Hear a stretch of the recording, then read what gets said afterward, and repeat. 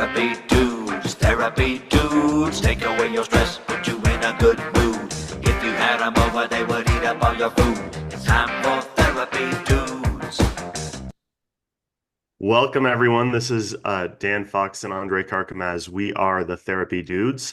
We are sponsored by Boulder Psychological Services. Visit boulderpsychologicalservices.com for all your therapy needs. We are currently talking about parenting and attachment and communication. And today, I think we're gonna do more of like a personal dive into these topics that we discussed on our last podcast. And Dan, I wonder what comes up for you around this. I mean, you've been a parent a lot longer than I have. A lot longer, like a lot Right, longer. right. Yeah, no, decades. Uh, so, I think I was really lucky in my grad school program. I did my counseling Right, master's degree at Naropa, where when you study child development, you study your own childhood. When you study family systems, you study your own family. right. So that that work, I think, really helped me to, understand what I was going to show up with more as a father, right? And the the thing that I think, I mean, mine was mixed by and large. I think my parents were both kind of, um, when they were on their A game, they were loving and caring, somewhat distant, for different reasons. My dad had his father disappear at age 5 and never saw him again. Oh my God, And then that's his painful. father subsequently remarried and named his first child my dad's name, That is kind of messed up, man. right? So that I don't know how my dad learned that he had a half brother who was also named Pete, but it made him have absolutely no interest in ever tracking down his dad. He felt, very replaced and isolated, Yeah, um, and protective of his younger brother. Right? He was kind of the protector of his younger brother who was 2 years younger. So okay. the way that kind of played out in my world was that my dad didn't have a dad role model, but he, for just his own personality and temperament, was a very kind of like thoughtful and kind person, but he was socially very like kind of withdrawn, and people made him anxious. He used to say that you know he knew he needed to be around people to be happy, but it always made him tremendously anxious. So it was always this kind of push pull thing. And some of that might have been, I'm going to be avoidant because it's better not to form a close relationship and then have the person leave, which often is like an internalized thing for kids if their parent leaves. Um, Right. so, he was caring, but not kind of, deeply connected. We connected through playing a lot of like board games and card games when I grew up, Yeah. stuff like that. He There's like wasn't, a felt sense. yeah, yeah. And he wasn't like a physical dude. It wasn't like we were tinkering around the house or going camping. Um, Okay. both my parents rarely, if ever, came to my soccer games, which was always kind of a weird thing because I would feel like everybody's parents were there and mine Yeah. not. So I had a bit of that like avoidant thing. Um, and my mom struggled with alcohol for my early childhood, and eventually at age 11, she went to AA and got sober for the last 20 something years of her life, which was Age 11? age 11. Yeah. When I was 11, not when she was 11. Okay. Okay. Right? When I was 11, she went to All right. AA. Okay. Um, but that also took her on this, support journey that meant that she was at meetings pretty much every night for years. Yeah. And So she Um, was kind of out of the picture a little bit, doing a lot of personal work. yeah. And she was the oldest daughter of 8 siblings in her Irish Catholic family, and was kind of from an early age sort of commandeered into being like a pseudo parent for the younger kids and just having to be hyper responsible. Her dad was aggressive in his communication, right? He was scary. He was, if you can imagine having 8 children back in, I don't know, the 40s, right? The 30s, 40s, 50s, when dads especially weren't good at communicating emotions, right? It was, um, I think he was distant in his office and then would, come down when there was a problem and smack the kids. Um, so she was always an anxious person. And um, there, I remember my aunt was once telling me that she finally like saw the impact of my mom's anxiety on this like time they were like hanging out together on a vacation where they're like in their 40s and 50s at that point, and having like lived in New Jersey. In New Jersey, we didn't pump our own gas, right? That was just a law. Like, I guess it was like there were too many people stealing gas in New Jersey or something. I don't know why the law came in place, but because of that, my mom didn't know how to pump her own gas. And so they were out in Wisconsin on this vacation. It was time to like pump the gas. And she was like really distressed about it. My aunt was just like, this is like a nothing, like, this shouldn't be this like nervous system triggering event, but it was pretty significant. And that was just, a kind of moment that my aunt really remembered of as like a very poignant reminder of like how um, that anxiety had kind of like carried through into like just basic day-to-day interactions. Um, so the way that some of that kind of internalized for me was that I ended up feeling pretty like I was conscious of the avoidant part. I wasn't as conscious of the anxious part. That I sort of figured out later. But by the time I was like 15, 16 years old, I remember just feeling like, I the only relationship I have with my parents is like an economic one, right? They like food, Yeah, clothing, shelter kind of thing.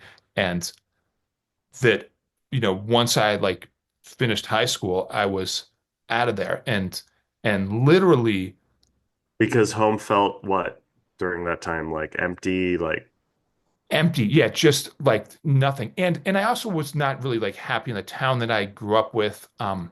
By the time I was uh I think it was the summer after 8th grade, my parents got a divorce, and that was very sudden. There wasn't like fighting in the interesting. house. I went away to summer camp, and when I came back, it was like, here's the announcement, which was, a very kind of like tricky thing that never really got talked about, right? So that sort of shored up my like, I just need to avoid like these people. Um, the anxious part, I think, started to play out for me like later on in my like, intimate relationships as I was like coming into young adulthood and trying to figure out how to be in the world. Um, And you were trying to establish like connection probably for the first time, like in that way, right?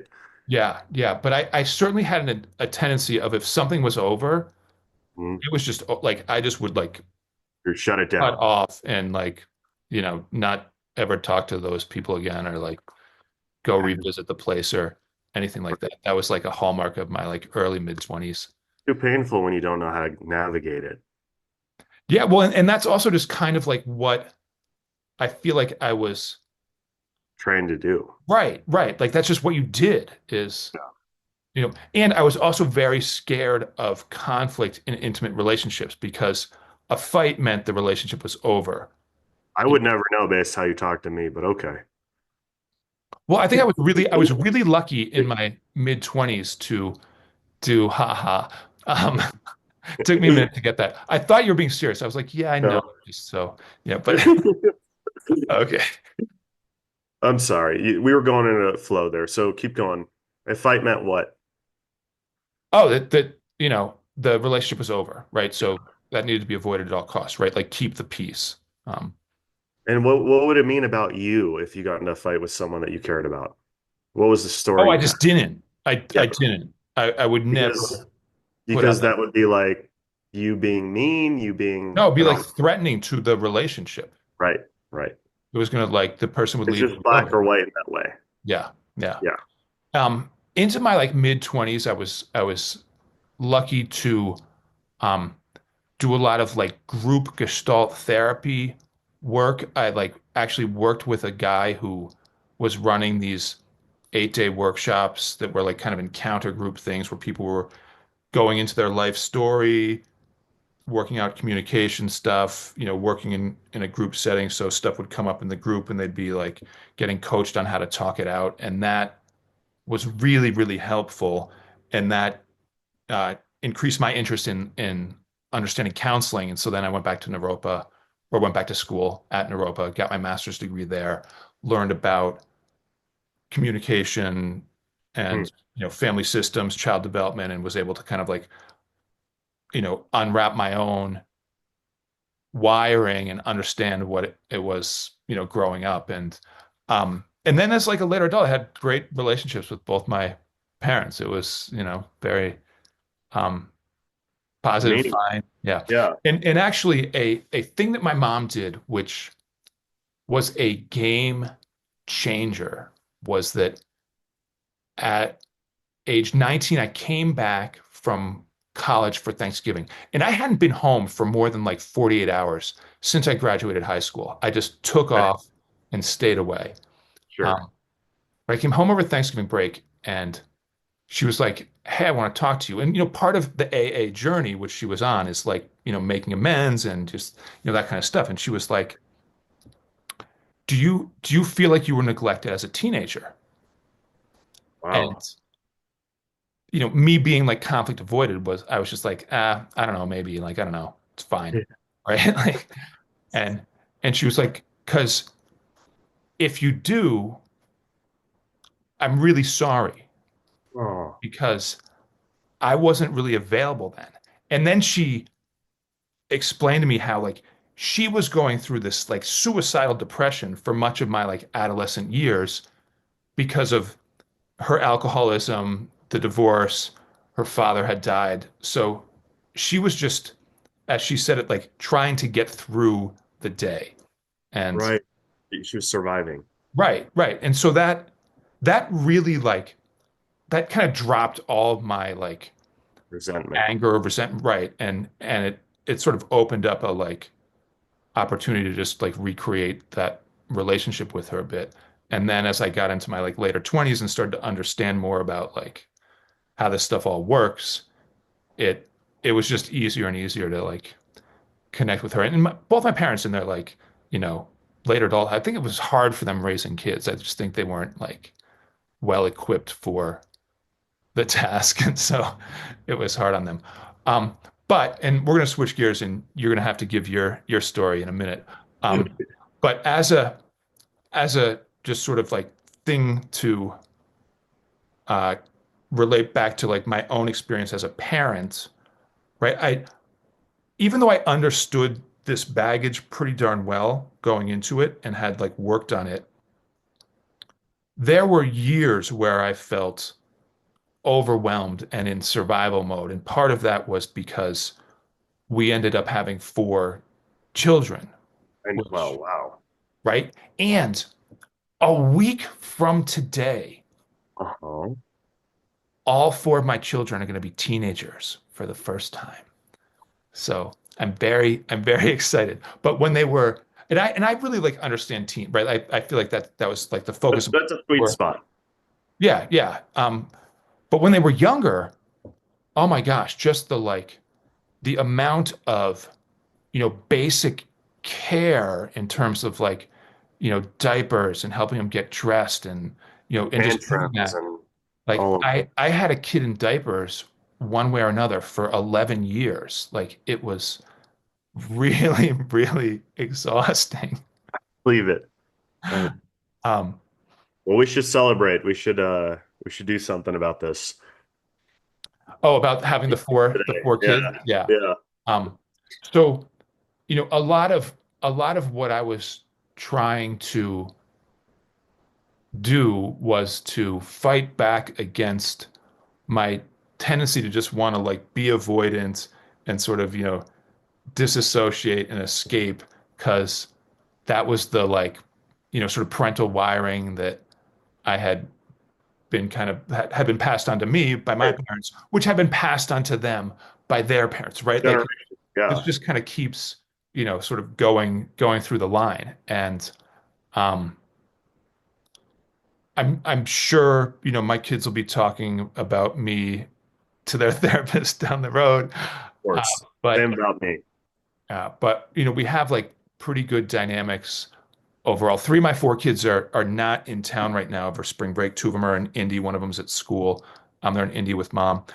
But the fourth kiddo who is the most kind of like homebody gamer, doesn't want to be social. I got him out yesterday. We went to Rocky Mountain National Park Wow. and did this like hike over these lakes that are still iced over. And it was like such a peak experience. And he was driving both ways. I made 100% sure I was not going to be on my phone at all while he was driving because I figured we could have a couple hours of talk time. And it was fantastic. It was like Good. an epic win parenting experience. And it just built some nice connections of like sharing this kind of adventure. And it was icy and slippery. And even with our little like spiky attachments to our sneakers, we were like sliding all over the place and having to like look out for each other. So it was a fun moment. Well, good. I'm glad. And thanks for sharing all that. I didn't know the extent of avoidance in your family over the years. It's interesting because this is actually perfect. You have one attachment style growing up. I have the opposite. Hmm. I am actually anxious insecure. And so I want to talk about just in general how anxious insecurity starts on a physiological level during pregnancy. If Hmm. if a mother is experiencing a lot of stress and cortisol, right? Those levels of cortisol actually get transferred to the baby, right? There are some cultures out there that, pregnancy is so sacred, they won't let the mother get stressed at all. Like they really are very careful about that, right? Yeah. Uh, in our culture, it's like, you're pregnant, you still got to go to work, you still got to deal with all the bullshit, like you're still going, right? Life doesn't stop for you just because you're having a baby. And I really wish it wasn't like that, but it is. Um, so I'll break down like kind of my experience the way you did and how I kind of grew into a anxious attachment and how it played out in my life. So we'll start with the fact that my mom and dad are first generation, or are they just immigrants? Am I a first generation immigrant? They immigrated here from the Mediterranean. Before I'm you were born. before I was born. They were pregnant with me while they got their green cards and immigrated. Okay. So my mom, she had a lot of conflict with her family. Like her family sent her to the convents. When she was a teenager, she experienced some terrible treatment there. She met my dad in college. My dad was kind of like this big shot in college. He was trying to get to America. They got together. Um, Somehow they got access to coming to school over here at CU. Well, I think it was actually Pennsylvania at first, and they transferred over to CU. But it was just an uproot of their life completely. And my mom found out she was pregnant, and she's like, "Okay, we're going to America." They come to America. They're in Pennsylvania. I was born in Pittsburgh for about a year, and then they moved to Colorado to go to CU. Both of them got accepted to a program in CU. Um, my dad, he had a very aggressive communication style. He was not happy about the change. Early on, he didn't feel like America. I mean, he liked the opportunity, but like he's a no one when he came here, right? He's starting from scratch. My mom, she was very codependent on him as she didn't have anyone else. She didn't even know the language here. Wow. So, he's upset. She's trying to communicate with him. He's, frustrated all the time. So my mom had a lot of cortisol, is what I'm trying to say. She felt kind of anxious. It's a very anxious inducing situation. Um, she didn't know what to do. So, she has me. And then she feels like she has some unfinished business in Syria. She needs to go back to Syria and kind of explore something with her school over there or something with family. I'm not sure. But she leaves me with my dad Hmm. for the first, I don't know if it was a couple months or for like a year. I don't remember exactly, but at some point she leaves me and comes back. And you were like age 0 to 1 I or think so, 0 to 1 or 1 to 2, yeah, okay. something like that. And apparently she comes back and it's like this huge thing where I'm like crying as a baby. I recognize my mom and Mm. all the neighbors are crying because they're seeing this happen. And but I don't know what happens during that time, obviously. My dad, I don't think was in the right. He was kind of an aggressive man back then. He's changed a lot, but I don't know how he like if he was able to meet my needs back then as a young adult, as a young child, like an infant. So anyhow, mom's passive aggressive. She's always fighting with my dad early on. They're not on the same page. And I'm growing up, by 4, I have a little sister. I'm finding myself like as a young kid, like 8 years old, kind of mitigating fights between them. Like, mom, dad, like we need to go to bed. Me and my sister need to go to bed. Like, can you guys lower your voice? Like, stop waking us up, like that kind of stuff. Um, it it translates over time. My dad is super avoidant. He doesn't take accountability for anything. He's kind of aggressive. My mom is always trying to talk. She's always trying to get him to hear him. Over time, I feel like I'm the one that has to listen to my mom, and I'm the one that has to soothe her. And it wasn't until I read this book called Silently Seduced. I don't know if you've read this book. Nope. It kind of talks about this dynamic where, a son sometimes gets pulled into this dynamic with a mother who's being neglected, right, emotionally, Mm. where he feels responsible for her emotions. Mm. And he feels responsible for taking care of her. And she kind of plays out this what should be happening in a romantic dynamic, not sexually or anything, but emotionally, right? Like listen to what I'm feeling, validate it, like that kind of stuff, right? And so I'm growing up. I have not understood. I have not felt understood by the time I'm in high school. I really don't know my place in the world. I don't know my place in the household. I'm trying to take care of my family, it feels like, at a young age. Yep. And I'm quite insecure. I don't know. I've never been like attuned to really, right? And when bad things happen in my family, my mom, because she was kind of passive about it and she was trying to make the relationship work with my dad, she kind of would tell me things like, forgive him for what he's doing to you. Mm. Like he was treated poorly when he was young. So she's kind of like playing off my empathy and trying to make me like forgive him for being mean or whatever it was, right? And I adopt this way of doing relationship from a very early age. And I'm super insecure. I don't know my place in the world. I don't even know how I feel about myself. I'm in high school. It's a very impressionable time. Kids are ruthless, like we know this. And I'm at Fairview High School, and it's still predominantly white, but back then it was pretty predominantly white.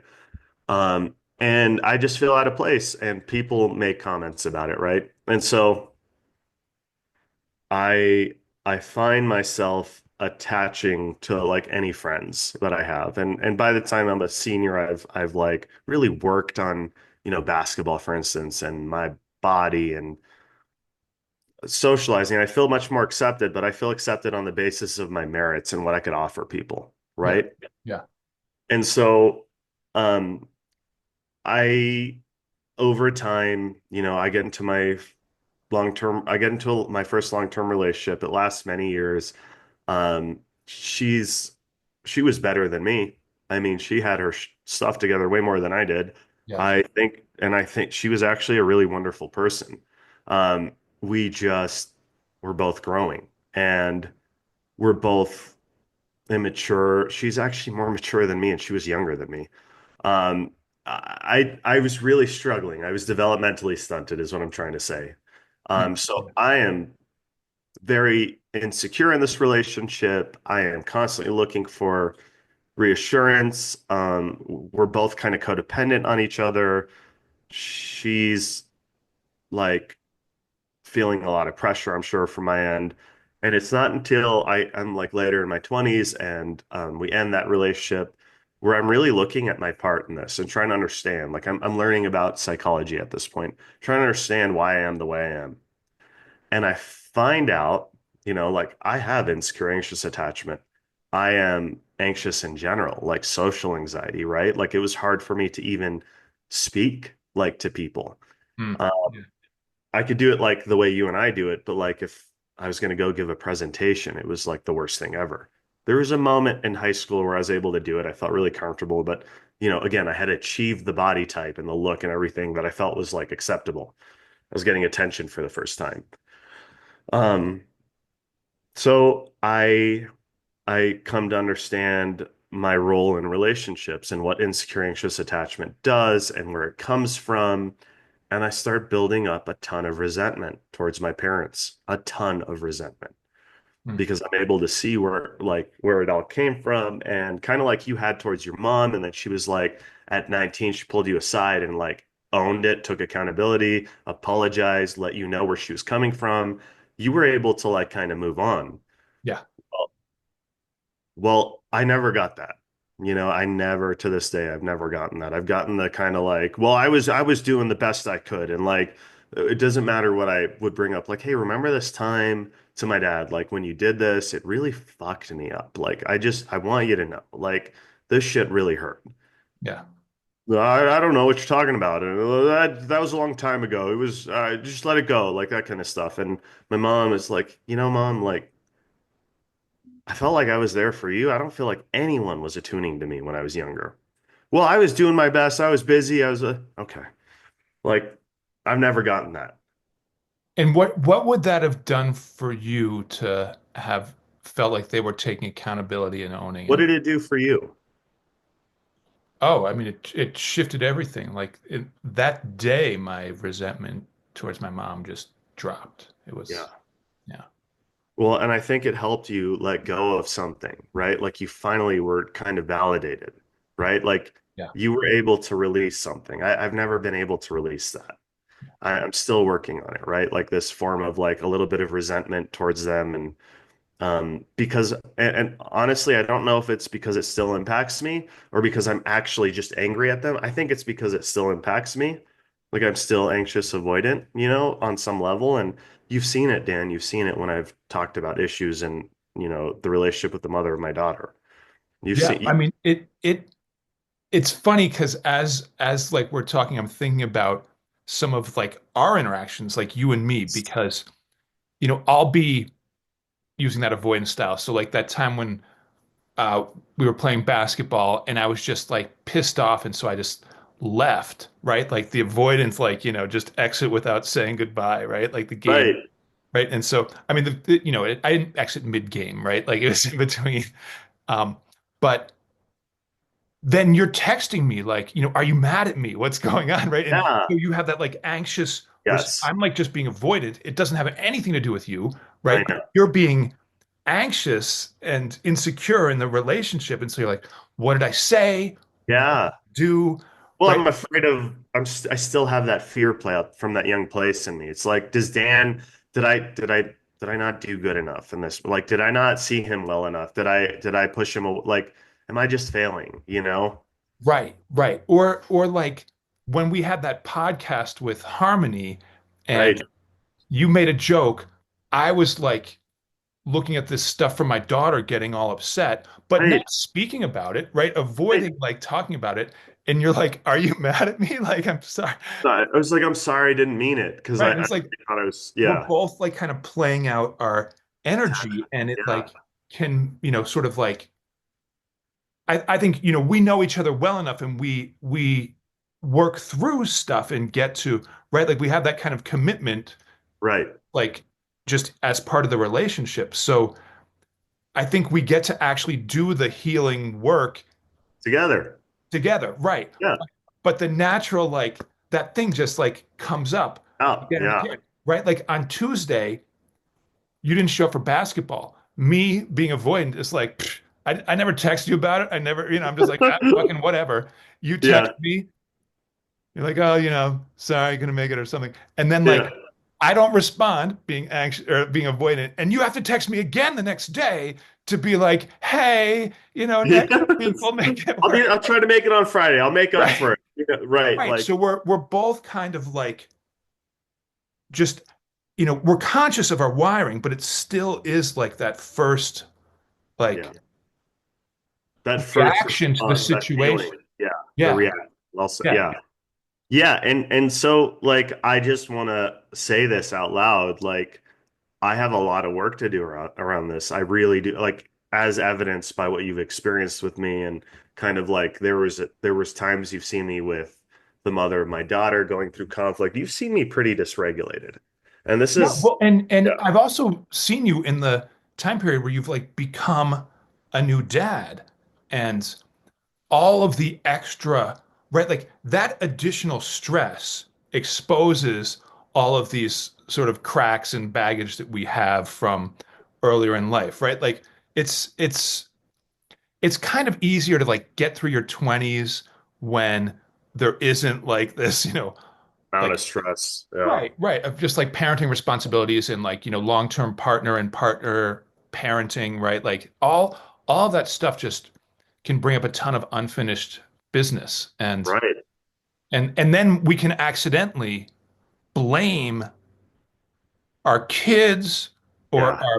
our partner for the feelings that we're having, and the anger and the distress, and the sense that like, why isn't this like, 2 years earlier I was happier and better off? And it's like, well, yeah, but So you're right. It is the stress that shines the cracks in who I am, right? And I would say this, like it's really important for me to see where this is coming from. I feel immediately, sometimes immediately, even with you or a friend or any, my own like I feel childlike sometimes. It is a wound that comes out. It feels heavy. It feels like words can't really describe what I'm feeling. Sometimes it's hard to tell people like, hey, this is what just happened. A lot of times it's frustrating to other people, right? Like I'm really surprised, Dan, with how you handled a few of our interactions over the years because I felt really like kind of out of it in those moments, right? And to me, like that's super unacceptable as a grown man, especially like a licensed therapist. Like I have this narrative that I need to be perfect if I'm going to do this work. And like, obviously, that's not true for any of us. But I was really surprised with how you handled some of it. And I really appreciate that, Dan, because it helped me feel okay in those moments and like I could get through this. So Hmm. thank you. Yeah. yeah, Uh, right on. but I'll just say also, how this translates to parenting for me, I'm definitely an anxious parent. I'm worried about my daughter all the time. I'm worried about my stepchildren all the time. I'm worried about if their needs are being met, if the mother of my daughter's needs are being met. I'm all I'm frustrated often. I'm frustrated because I feel like I can't maybe control is the word, control like what's going on, making sure that everyone's okay, making sure that like the relationships are okay. Like I put a lot more effort than I feel like I should, and a lot of people reflect that to me. Like, hey, like I think you've even told me, like, dude, like you're trying too hard, right? Um, so the lasting impacts of attachment styles that aren't worked through, that are, anxious or avoidant or disorganized, for instance, those three in particular, they really do impact your relationships with everyone all the time if you don't work through them. And I Yeah. am still working through it. Hmm. So I just wanted to give a background of like why I am the way I am, because I don't think I've ever even told you this, you know? Yeah, this has been this is, on my immediate favorite list of podcasts, right? I feel like we've both kind of gone deep and Yeah. um hopefully this was useful for everyone listening. I know we're like way over time today, but it was worth it for me on Yeah. a personal level. It was worth it for me on a relationship level with you just to share and hear what your story was and share mine too. Um, It was and I hope definitely worth it for me. it's a helpful model of like what the utility is of being able to kind of really dig deep into our own history to um, not just revisit the pain, but understand how it's impacting us moving forward and be more conscious and intentional. Yeah. All Thanks for right. sharing. Yeah, back at you.